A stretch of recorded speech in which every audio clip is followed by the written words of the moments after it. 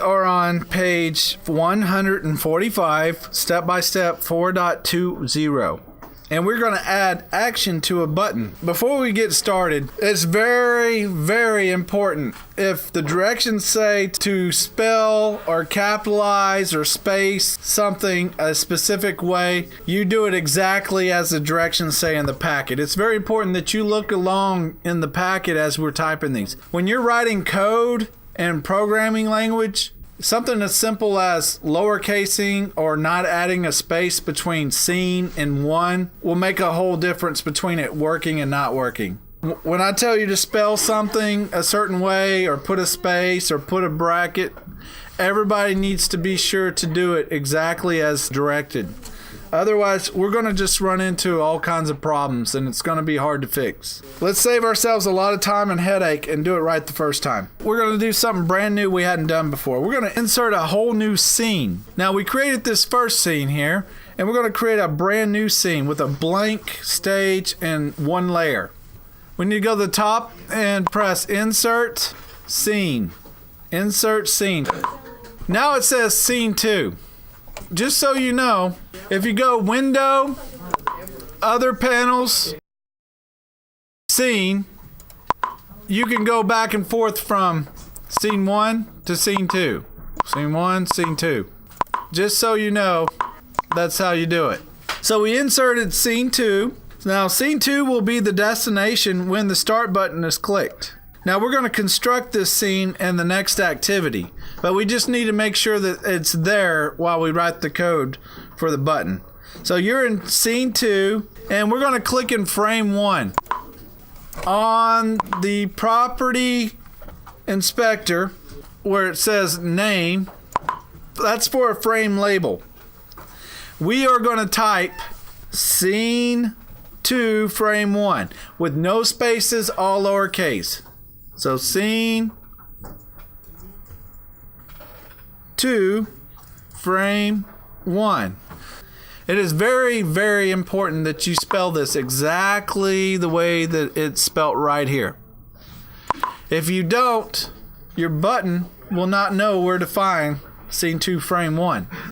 One thing you might notice, once you got that label, you got this red flag right there. That red flag means it's labeled. Just so you know, it's good practice to label any frame that's the destination for a button action, which is what we're about to create. And make sure you type Scene 2, Frame 1 exactly that way, with no spaces, all lowercase. So we're going to return to Scene 1. Go Window, Other Panels, Scene, and we're going to click on Scene 1. I'm going to leave this little panel right here, just in case we need it later. Back in Scene 1, we're in frame 110 on the Start layer. I noticed I have not locked the layer called 1, so I'm going to make sure all layers are locked except for the one that's Start. All layers are locked except for Start. We don't want to accidentally insert something in the wrong layer. So we're back in frame 110 in the Start layer, and I'm going to click and select the button on the stage. Make sure you click and select that button. It's very important that you do that. See, I got a blue box around that button. I'm in frame 110. We are about to write some action scripts here. So we're going to go to the Actions panel. We're going to go Window, Actions. Window, Actions. So we're in the Actions panel right here. One thing's very important. When I told you to select that Start button, you see where my mouse is? And it says Current Selection, Start Behavior button. That is what we are adding the action to. So if you didn't have that selected, you need to click on it. Because if I click off of it and it says Start Frame 110, that's not correct. Current Selection needs to be Start Behavior button. Does everybody's current selection say Start Behavior button? So we have the current selection of Start Behavior button. You see, we got global functions, ActionScript 2.0, global properties, and all that. Click on the little arrow icon next to global functions to open it. Open up timeline control.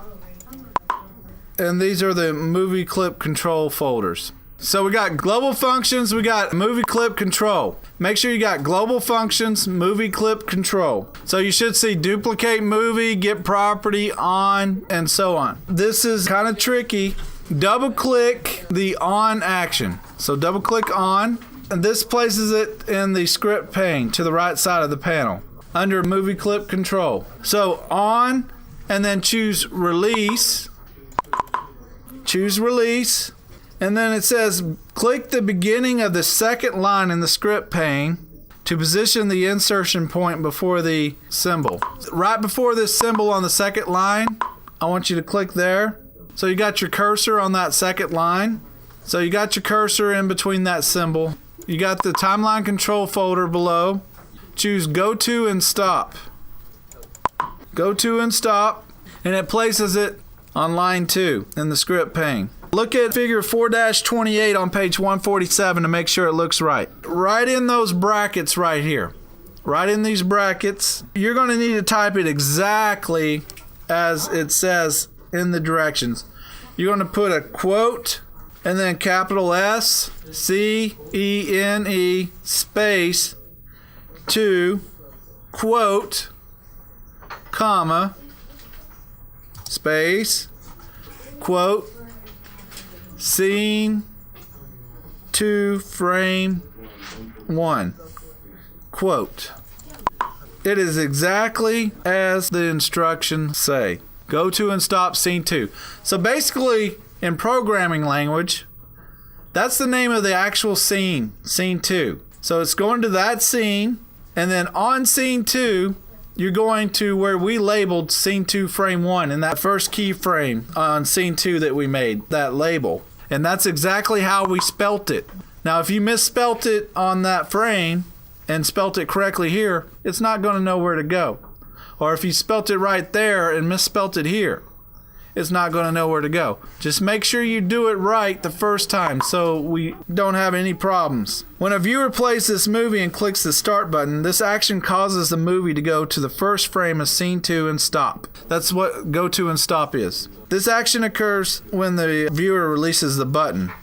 Clicking a button is technically a 2-stage process, depressing and then releasing the mouse button. What I want you to do is keep this action panel open. Shrink it up a little bit. Keep this open. Notice it says current selection, start behavior button, scene 1, start behavior button. We're on page 148.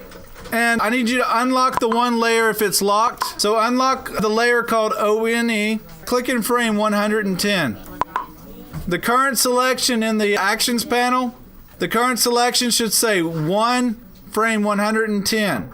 Under timeline control, I just want you to double click stop. And then you can close the actions panel after that. When a viewer plays this movie, the stop action causes the movie to stop at frame 110 until the viewer clicks the start button. What we did was we told it to stop right there. Otherwise, it would just keep looping when we play it. We're going to test this scene. We're going to go File, Save, and then we're going to go Control, Test, Scene. And it'll pop up with the SWF file.